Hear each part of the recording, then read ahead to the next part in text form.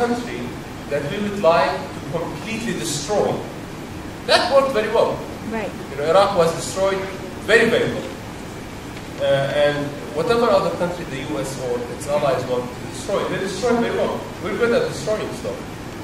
But I'm speculating when I say these things. And I think that is a question for us to ask policymakers. Why are we in Iraq? Why are we bombing Syria? Why are we engaged in the Middle East? And why have we spent these trillions of dollars?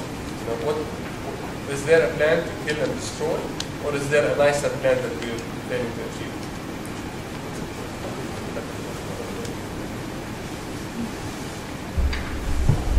May I just follow up on that? I do not think it's a matter of good or bad, or right or wrong.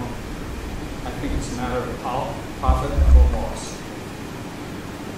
It is good for the economy of the United States to spend money on the military. Look at the economic recovery we have experienced by destroying the Middle East. We have states, Virginia is one of them, that are quite dependent upon military spending. We have states, Connecticut is one of them, that has actually undertaken an enterprise on economic conversion to try to figure out what to do except fund the manufacture of helicopters in Bridgeport, Connecticut. How can we provide a good economy?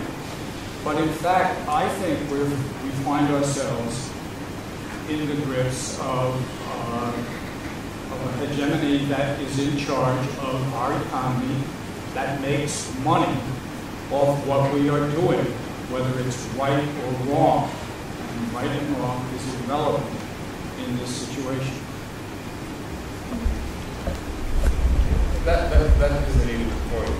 The economy of war that we have in this country, many organizations, including AFSC, has been trying to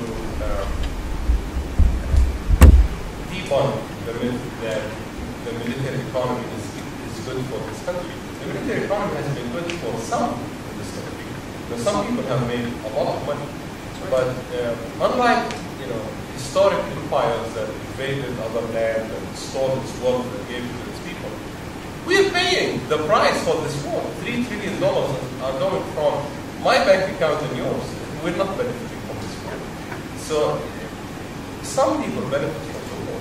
Moreover, many organizations, including AFSC, have been promoting studies that show how investment in environmental programs or other programs actually make much more,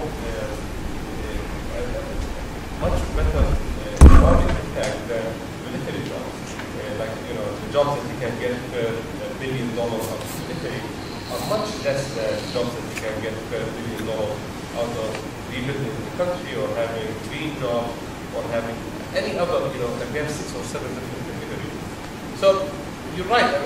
That is why in this country when we have the President of the United States and the super committee that he created from Republicans and Democrats decide that we will have sequestration, that we'll have a Budget Control Act and the military will get 10% less. Everyone in DC reaches to that agreement. We still don't get it. It doesn't go through. The machine is so strong that even when the President and the Secretary of Defense and all relevant Congress members say, we do not need this airplane called A-10, this one weapon system called A-10. We don't need it. It's dated. We just need to retire it. It doesn't retire. This little jet fighter, A-10, is manufactured in all 50 states. Not by mistake. It sounds like a crazy idea. It will have a lot of shipment costs.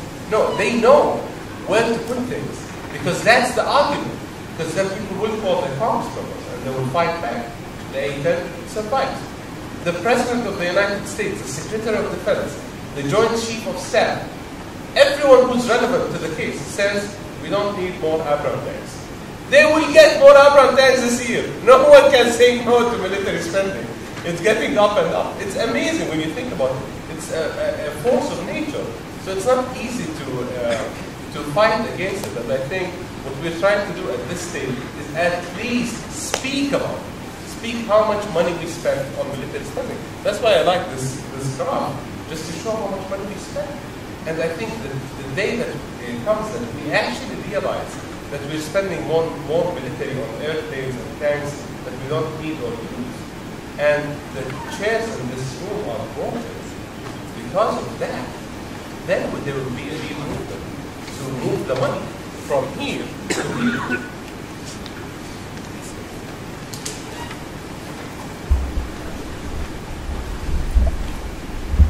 Coming back this possibility politically, what do you think the reinstatement of the draft would do to perspective in this country? And kind of from that height, is there something in the middle that practically can be done legislatively to sort of reorient the privileged position in which most of us look at the military and see other families doing that, just to sort of spread that around?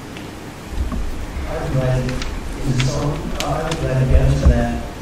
From day one, when the war started, I've been a big proponent of bringing back the draft, because I know for sure the day the draft starts, the war will end, because right now it's just a small group, maybe 1 to 4% of the U.S. population actually has a loved one involved in the military, and when all of a sudden it's the draft and everyone's responsible for it, you've got in the war. I can make one point. When I was doing all my protests, and everybody kept saying I was unpatriotic, and that's when the French fries were changed freedom fries. People say, go back to France. You're not patriotic. And so my answer to that, which would change with the draft, was I've got 3 sons in the military, 2 on the ground in Iraq. If you add all the members of Congress, that's the House of Representatives and the Senate and the President and Vice President, that's like 355 men. Of those 355, there's one, and it was a senator from South Dakota that had a son in the military.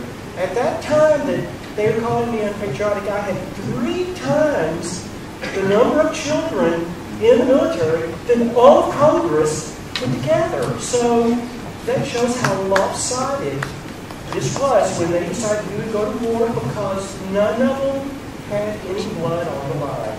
And if we would get a draft, that would change immediately. We would really look at these friends. Yeah, what I wanted to say,